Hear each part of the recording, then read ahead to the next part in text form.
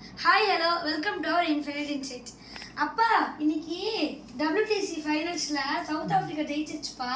உங்களுக்கு தான் இந்தியாவுக்கு அடுத்து சவுத் ஆஃப்ரிக்கா ரொம்ப பிடிக்கும்ல, அதை பற்றி நீங்கள் வேணா சொல்லுங்களேன்ப்பா கண்டென்ட்ல. நீங்கள் சொல்கிறீங்க இல்லை நானே சொல்லிடுவேன்? நீங்களே சொல்லிடுங்க.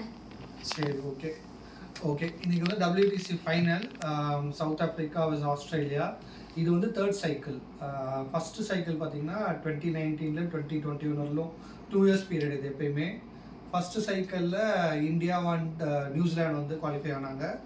அதில் வந்து நியூசிலாந்து ஜெயித்தாங்க. Unfortunately India lost. Second cycle திருப்பி இந்தியா குவாலிஃபை ஆனாங்க.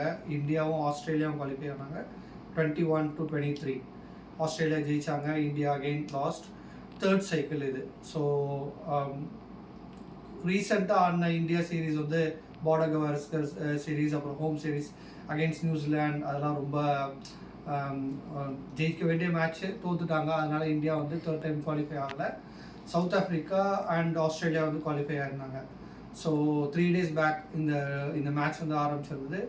ஃபேவரட்ஸ்னு பார்த்துருந்தீங்கன்னா சவுத் ஆஃப்ரிக்கா நல்ல டீம் தான். பட் ஆஸ்திரேலியா வந்துட்டு இந்த ஃபைனல் அதை வந்து பயங்கரமாக விளையாடுவாங்க. சவுத் ஆஃப்ரிக்கா ஃபைனல்ஸ் பார்த்தீங்கன்னா நிறைய மேட்சஸ் வந்துட்டு ஃபைனல்ஸ் போக மாட்டாங்க, செமிஃபைனல்ஸ் தான் போவாங்க. வேர்ல்டு டெஸ்ட் சாம்பியன்ஷிப் அப்படின்றனால ஃபைனல் மோஸ்ட்டாக ஃபைனல்ஸில் போயிட்டு அன்றைக்கி ஏதாவது ஒரு ப்ரெஷர் இல்லை சோக்கர்ஸ் அப்படின்ற ஒரு டேக்கில் ஏதாவது வந்துட்டு சொதப்பிடுவாங்க.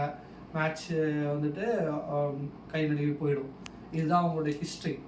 But very happy. இன்றைக்கி வந்து பார்த்திங்கன்னா ஒரு 27 years லாஸ்ட் டைம் வந்து ஒரு ICC டோர்னமெண்ட் ஜெயிச்சது வந்து 1998 சாம்பியன்ஸ் ட்ராஃபி. அதுதான் ஃபஸ்ட்டு சாம்பியன்ஸ் ட்ராஃபியோட ஃபஸ்ட் எடிஷன். அது வந்து அவங்க ஜெயித்தாங்க. அதுக்கப்புறம் பார்த்திங்கன்னா நிறைய ஹார்ட் பிரேக்ஸ், நிறைய world cup, champions trophy, T20 world cup எல்லா இடத்துலையும் பார்த்திங்கன்னா ஒரு செமிஃபைனல் வரையும் போவாங்க. நல்ல டீம், நல்ல குட் பிளேயர்ஸ் இருப்பாங்க, ஆல்ரவுண்ட் டீமாக இருப்பாங்க. பட் ஸ்டில் வந்துட்டு சம்திங் ஏதோ வந்து அவங்களுக்கு ஒர்க் அவுட் ஆகாது. ஸோ இன்னும் ப்ரிசைஸாக சொன்னீங்கன்னா 92 செமிஃபைனல் பார்த்திங்கன்னா வேர்ல்ட் கப் செமிஃபைனல் பார்த்திங்கன்னா ஜஸ்ட் மழை வந்துச்சு, டக்வர்த் லீவர்ஸ்னு வந்துச்சு. அன்ரியலிஸ்டிக் டார்கெட், ஒரு பாலில் ஒரு 22 ரன் அடிக்கணும் அப்படின்ற மாதிரி போயிட்டு குவாலிஃபை ஆகும் போயிட்டாங்க ஃபைனலுக்கு. 96 பார்த்தீங்கன்னா இங்கே தான் நடந்துச்சு. இந்தியா, ஸ்ரீலங்கா, பாகிஸ்தான் வந்துட்டு நடத்தினாங்க ஹோஸ்ட் நேஷனாக. சவுத் ஆஃப்ரிக்கா வந்து இருந்த குரூப்பில் பார்த்தீங்கன்னா அடுத்த ஆப்போனண்ட் 5 பேர் இருந்தாங்க. 5 பேருமே ஜெயிச்சுட்டு குவார்ட்டர் ஃபைனல் போகிறாங்க. ஆனால் பார்த்தீங்கன்னா குவார்ட்டர் ஃபைனலில் போயிட்டு லாஸ்ட். ஸோ லீக் ஸ்டேஜஸில் பயங்கரமாக ஒரு எக்ஸ்ட்ராடினரியாக விளையாடுற டீம், 5 out of 5 வின் பண்ணுற மாதிரி டீம். பட் ஆனால் நாக் அவுட் போகும்போது தோற்றுருவாங்க. இதுதான் அவங்களுடைய ஹிஸ்ட்ரி. ஸோ அப்படியே டவுன் த லைன் பார்த்தீங்கன்னா ஒரு சோக்கர்ஸ் அப்படின்ற ஒரு டேக் வந்துருச்சு. 96 அடுத்து பார்த்தீங்கன்னா 99 இங்கே தான் வந்து அந்த சோக்கர்ஸ் டேக் வந்து ரொம்ப ஸ்டாம்ப் ஆனது. ஸோ செமிஃபைனலில் பார்த்தீங்கன்னா ஆஸ்திரேலியாவோட கிட்ட நல்லா ஞாபகம் இருக்குது. ஆக்சுவலாக பார்த்தீங்கன்னா ஒரு 1 over 9 runs அது மாதிரி தேவைப்படுது. ஃபஸ்ட்டு 2 பால் வந்துட்டு சூப்பராக க்ளூஸ்னர் வந்து 2 4 அடிப்பார். 4 பாலில் 1 run எந்த டீமே ஜெயிச்சிடலாம்.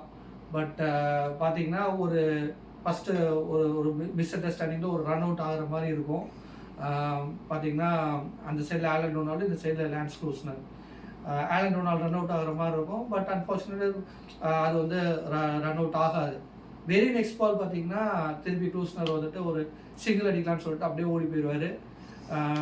ஆலன் டொனால்டு வந்து ரெஸ்பான்ஸ் பண்ணியிருக்க கரெக்டாக இருந்திருக்காது.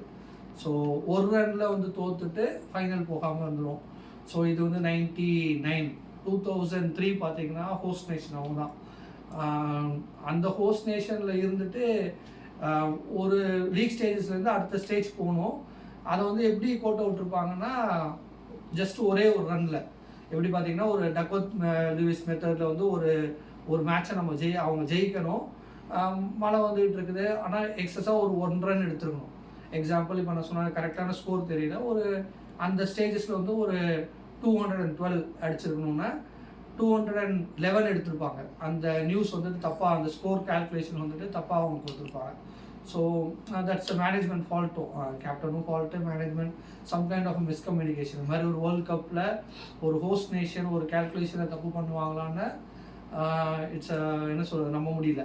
ஸோ அந்த மாதிரி வந்துட்டு தோற்றுருப்பாங்க. அடுத்து 2007 பார்த்தீங்கன்னா ஆஸ்திரேலியா தான் மோஸ்ட்டாக இவங்களை ஹர்ட் பண்ணது. செமிஃபைனலில் வந்துட்டு லாஸ்ட். 2011 ஃபைன் அதெல்லாம் போச்சு. 2015 இஸ் அ வெரி பிக் என்ன சொல்கிறது, ஒரு ஹார்ட் பிரேக் தான். ஏன்னா நல்ல டீமு, ஆஸ்திரேலியா நல்லா விளையாடுவாங்க, ஏபி டிவிலியர்ஸ் கேப்டன் நல்லா விளையாண்டுருந்த டீமு. நியூசிலாந்து வந்து ஒரு குட் டீம், பட் அன்னைக்கு டேட்டுக்கு பார்த்தீங்கன்னா ஃபேவரட்ஸ் பார்த்தீங்கன்னா சவுத் ஆஃப்ரிக்கா தான். அகெயின் டேல் ஸ்டெயின்லாம் ஒரு நல்ல போலர், பீக்கில் இருக்கிற போலர். ஆனால் ஸ்டில் அவங்களால டிஃபெண்ட் பண்ண முடியாமல் இருந்து எல்லாருமே அழுதுருப்பாங்க 2015. இப்போ ரீசெண்டாக பார்த்தீங்கன்னா 2023 வேர்ல்ட் கப்லேயும் பார்த்தீங்கன்னா ஆஸ்திரேலியா தான் திருப்பி செமிஃபைனல் அவங்களோட ஆடிட்டு அகெயின் தே லாஸ்ட். அடுத்து இப்போ T20 வேர்ல்ட் கப் பார்த்தீங்கன்னா நம்ம ஜெயித்தோம், பட் அதர் எண்டில் இருந்தது சவுத் ஆஃப்ரிக்கா தான். ஆக்சுவலாக பார்த்தீங்கன்னா கேம் அவங்களோட game 24 balls 26 runs, any team கூட வின் தட் மேட்ச், அந்த மாதிரி தான் அந்த இது இருக்கும்.